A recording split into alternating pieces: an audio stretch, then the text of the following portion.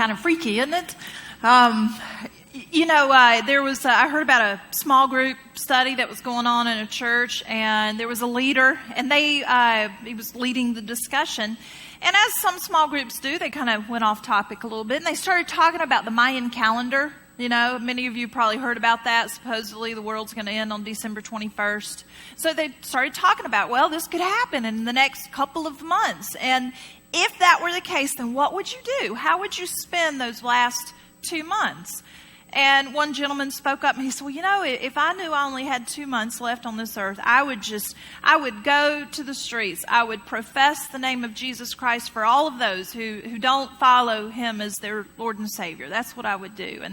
And the crowd, the group were like, oh, that's good. That would be a good goal. And then there was a lady, she said, well, if it was me and I knew I only had 2 months, I would just spend my time serving God, my family, my church, my community, just to the best of my ability. I would give all that I could. And everybody said, well, that's notable. Very good thing to do. And then there was one gentleman, and he spoke up, and he said, well, if I knew I only had 2 months left on this earth, I'd go move in with my mother-in-law. And the group said, well, why would you do that? He goes, because that would be the longest 8 weeks of my life. So, present company excluded for all of us. Of course, that would not be the case. So, my name is Robyn Miller, and I'm lead pastor here at Church of the Shepherd. And I welcome you as we begin this new conversation, asking the question if we're in the end times. You can see that. That's our question behind me.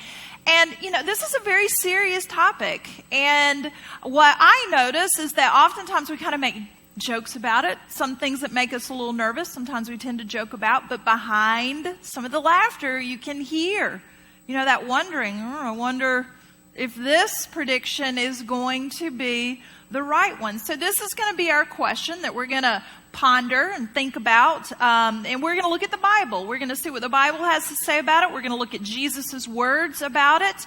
And not only what Jesus said then, but what do Jesus' words for us, what do they mean for us today?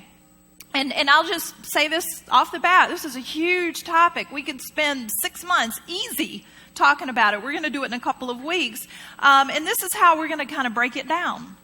This week we're going to be looking at some scripture in Matthew chapter 24. And then next week we're going to take a look at some pieces of Revelation.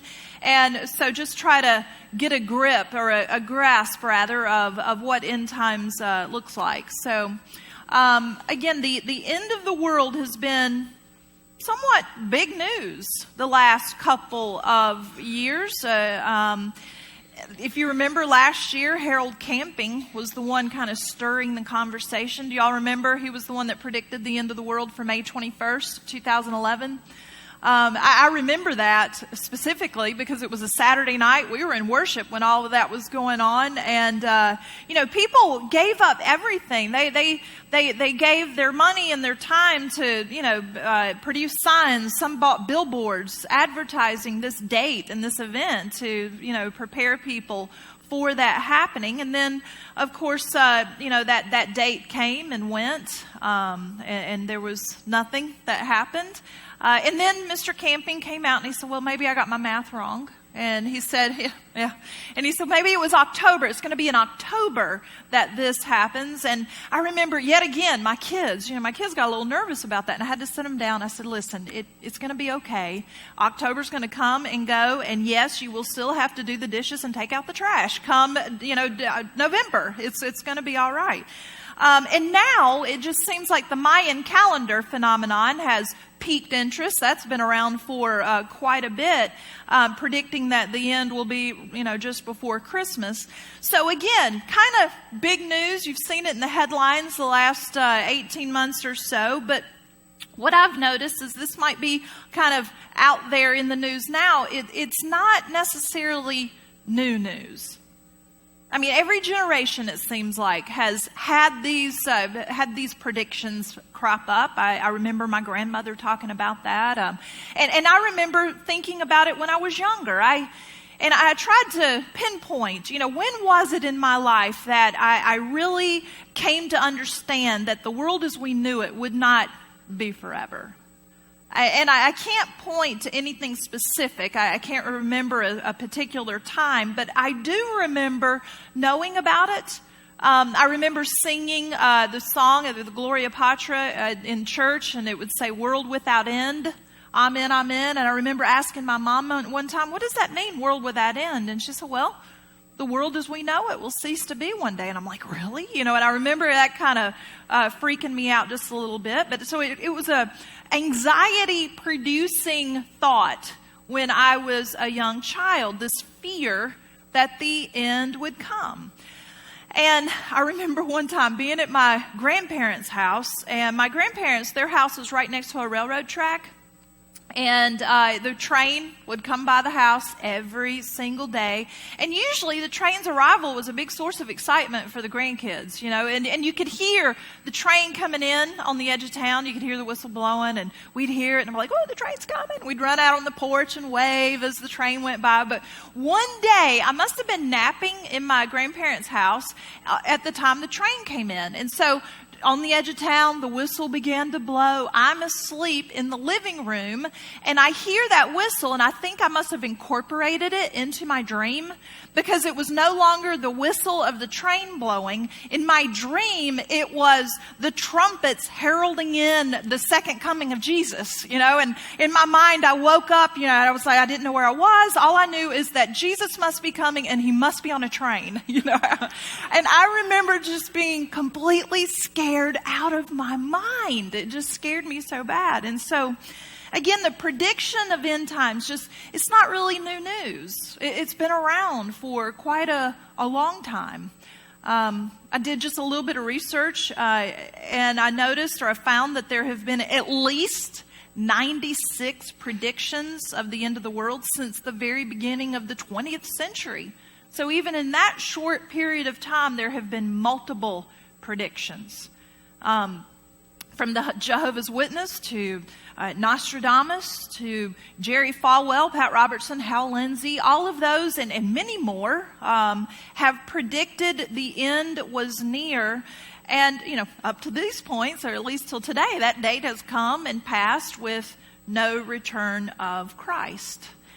And so, are we in the end times? This has just been a real source of debate throughout the years, and so that's going to be the question we will ponder today. Are we, in fact, there? Well, Matthew 24 in the Gospels, this is where you will find a lot of the grist, if you will, for these conversations. That particular piece of text is what has come to be known as the Little Apocalypse. And it's Jesus offering these words. It's a conversation that he's having with the disciples as they are leaving the temple. So I'm going to invite you to turn there with me. Matthew, the first book in the New Testament. And we're going to be looking at verses 24, verses 1 through 8. And then I'm going to stop and talk about those a little bit. And then we will finish up reading 36 through the end of the chapter. So again, this is a conversation that Jesus is having with his disciples. And it starts out, 24 verse 1. Jesus left and was going away from the temple when his disciples came to him to call his attention to the buildings. Now, I'm going to stop right there because I want to put this in historical context for you. Again, Jesus, he's in the temple, or he's been in the temple. And at this point in time, this is the early part of Holy Week. If you're familiar, Holy Week was the week where Jesus was arrested. Later on in this week, he'll be arrested, he'll be crucified. So we're in the early part of that week. And up until this point, till we get to this piece that we're reading for today, Jesus has been in the temple and he's been preaching. And the temple was, a big campus, if you will, of many buildings, and they were beautiful. I mean, an architectural feat for its day. And so they're kind of piling out of the temple, and the disciples are looking around and going, wow, this is really awesome. We just love this building. And you have to understand, too, that for the Jewish people, the building, the temple, was more than just stones. Yeah, they were magnificent, but for them, this was where God resided on earth. This was the place where heaven and earth came to meet. And so for them, the temple was not just a collection of stones. It was God's holy house. So they're walking out, they're looking around, just, in awe of the majesty of this building. And they make that comment to Jesus. And Jesus says, yeah, it's pretty nice, but it won't last. And that's where he continues in verse 2. Yes, he said, you may well look at all these. I tell you this, not a single stone here will be left in its place. Every one of them will be thrown down. Now, I can only imagine what it must have felt like for the disciples. I mean, this response from Jesus when they draw his attention to the temple and he says, well, yeah, it's nice, but it's not going to be around. It had to be unnerving. It had to be something they didn't expect Jesus to say. And so as Jesus walks out of the temple, they kind of file behind him. And Jesus moves on into the Mount of Olives to sit. And they go around him and they tell Jesus, they're like, can you say a little more about what you just commented on? And then we pick up in verse 3. It says, as Jesus sat on the Mount of Olives, the disciples came to him in private. Tell us when all this will be, they asked. What will happen to show that it is the time for your coming and the end of the age? And so Jesus has piqued their curiosity here. And so they've come to Jesus in private and they're like, can you tell us when? You said the temple's going to be destroyed, that there'll be a sign of your coming and the end of the age. Can you tell us when that's going to be? Because, we want to be ready for that. And so Jesus answers their question, and this is what he says. Continuing in 4, Jesus answered, watch out and do not let anyone fool you. Many men claiming to speak for me will come and say, I am the Messiah. And they will fool many people. You are going to hear the noise of battles close by and the news of battles far away. But do not be troubled. Such things must happen, but they do not mean that the end has come. Countries will fight each other. Kingdoms will attack one another. There will be famines and earthquakes everywhere. And all these things are like the first pains of childbirth. And Jesus then, he continues on going into quite a bit of detail about some of the things to come. I'll let you read that on your own. Again, this is a much talked about text when it comes to the end times. And how this is interpreted can vary. Depending on who you are and where you are and who's interpreting it for you, there can be different viewpoints that come out of this. And how we've heard this interpreted, it influences how we view the end times. Again, multiple ideas about what this means. There's one thought, one belief that's held by some of the more conservative pastors and scholars that Matthew 24 is something like a code, that it's like a roadmap. And it tells you exactly what will happen just before the end occurs. People who follow this view of Matthew 24 believe that a specific sequence of events will take place. First this will happen, then this will happen, and then this will occur. And it's because those things are happening in that way, you will know the end is near. And so people look at the news, they see all of these things happening, they look to the text, and they point to this being the end times. So that's one idea of how Matthew 24 is interpreted. There's another idea about how Matthew 24 is understood that's held by some of the mainline Christians, not all, but some, that Matthew 24 is not so much a code. It's not a roadmap per se.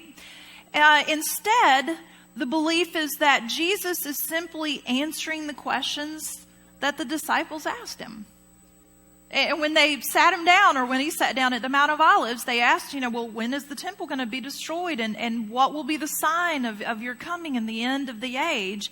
And so some schools of thought, so to speak, believe that what Jesus says after that is in response to that question. Now, remember, if you know your history, the Romans destroyed the temple in 70 A.D., and this was a huge deal. I mean, this, again, was their holy temple. This was the place where God lived.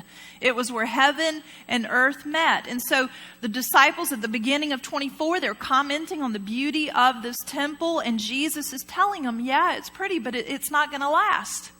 I mean, this temple, it will come down. There will be an end to this age, and that time is coming. Now, again, I've just spent about 5 minutes giving you a very high-level understanding of just a couple of ways to interpret 24. Different interpretations, and what I've offered are two very different ways to think.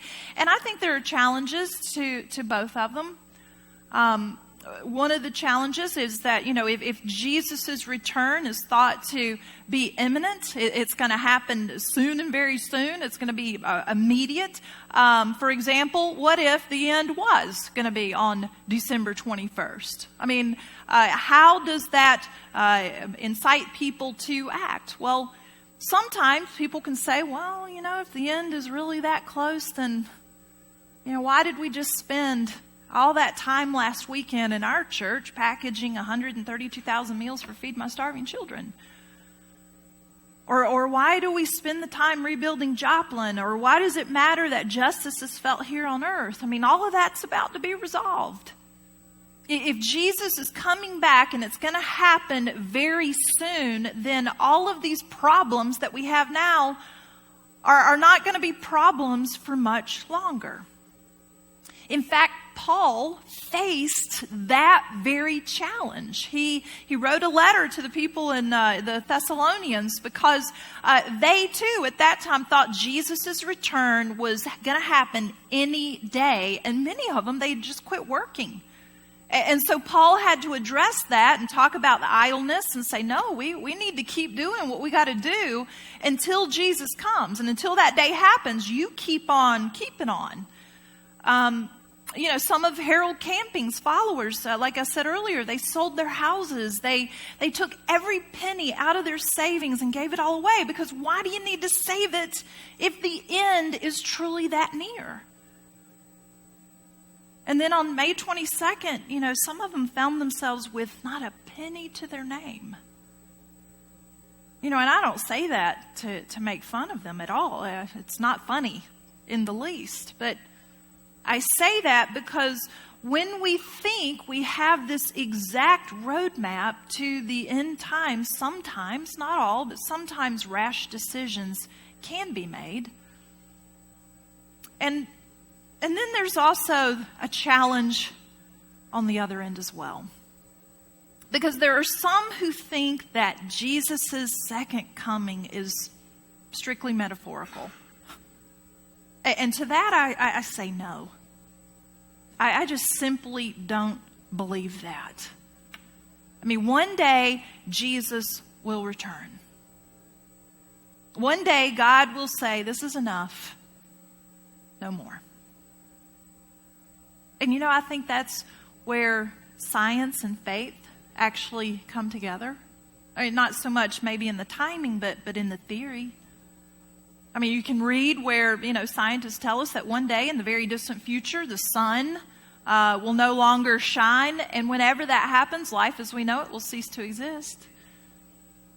Or, a meteor could hit the earth, choking out life as we know it. Or one day Yellowstone could explode, or a super virus could hit, or any number of things could occur to end our existence here on earth. And what I say to that is that as Christians, we don't have to be afraid of that event taking place.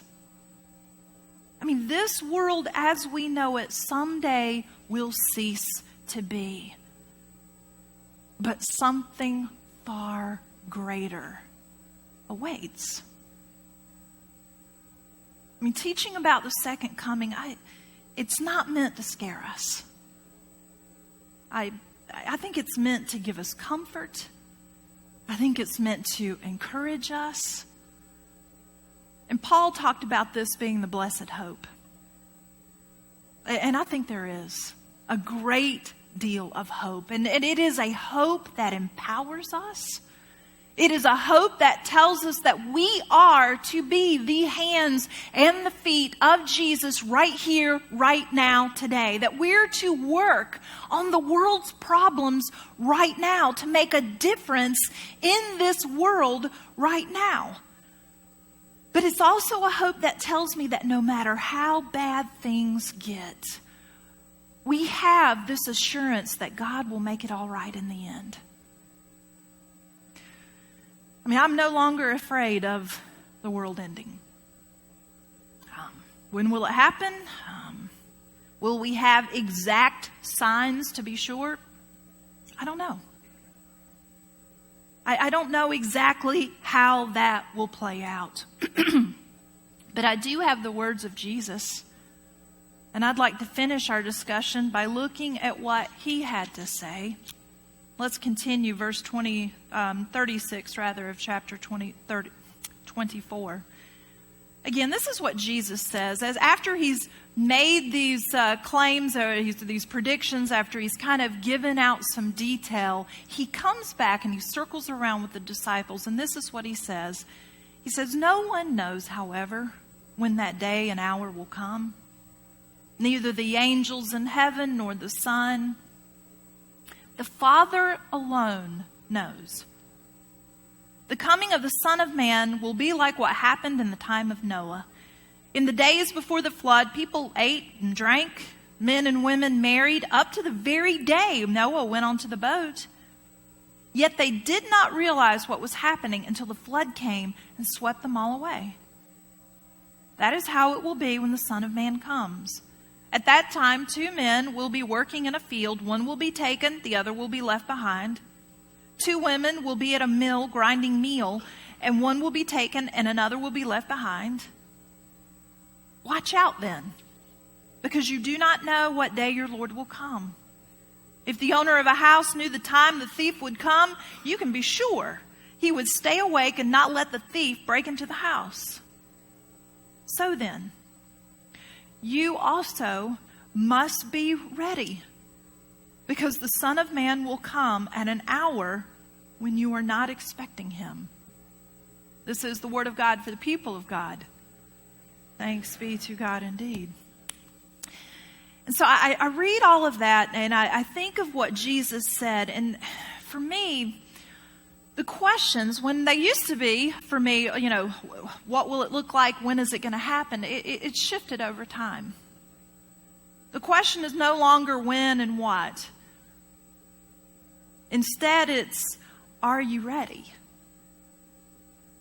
I mean, Jesus said it will happen at an unexpected hour. So we are to be ready. Well, what exactly does that mean? I mean, what does that look like? If Jesus says I need to be ready, then how can I ensure that I am in fact ready when he comes? Well, thankfully, Jesus didn't stop there.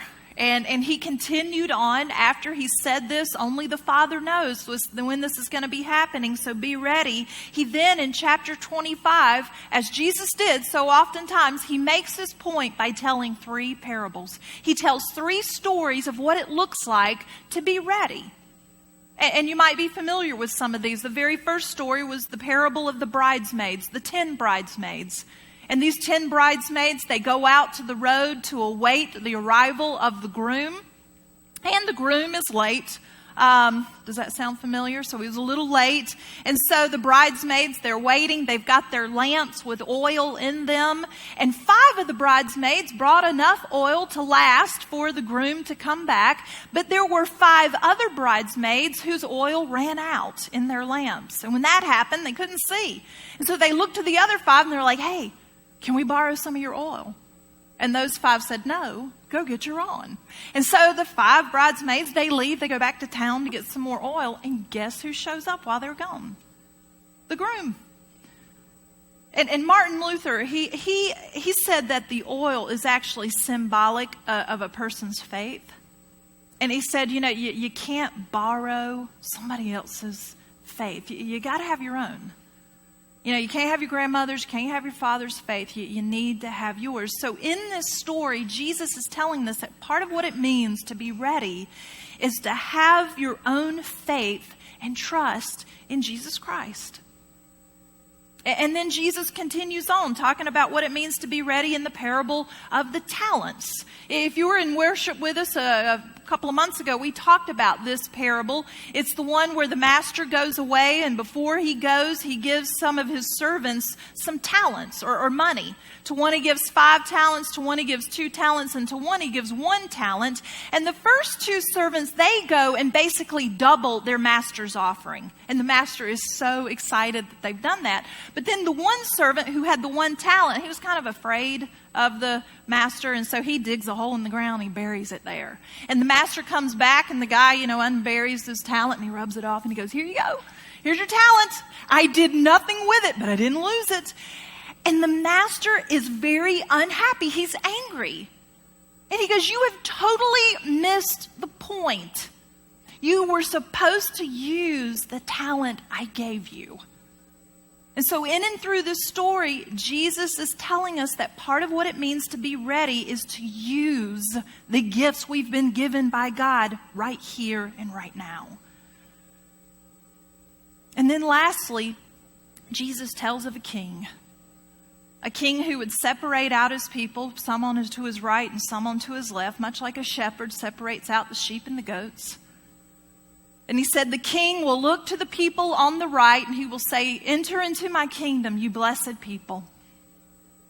Because when I was hungry, you gave me food.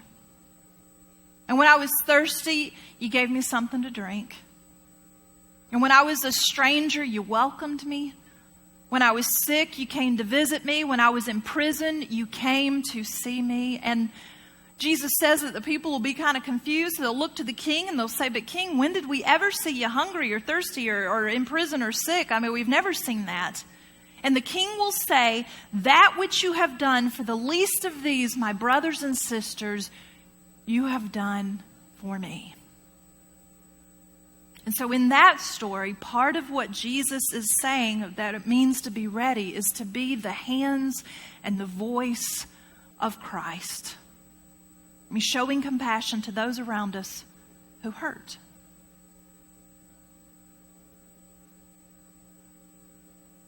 Are you ready? And do you have your own faith? Are you using the gifts that God has given you? And are you offering compassion by being the hands and the voice of Jesus Christ? I mean, for me, those are the questions that really matter in the end. Are you ready?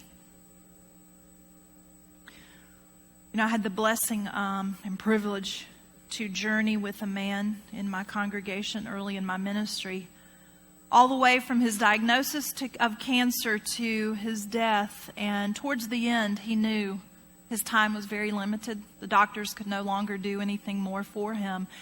And I remember one time I was visiting with him and he said, "Pastor Robyn, I'm ready." He said, "I'm ready to go be with Jesus."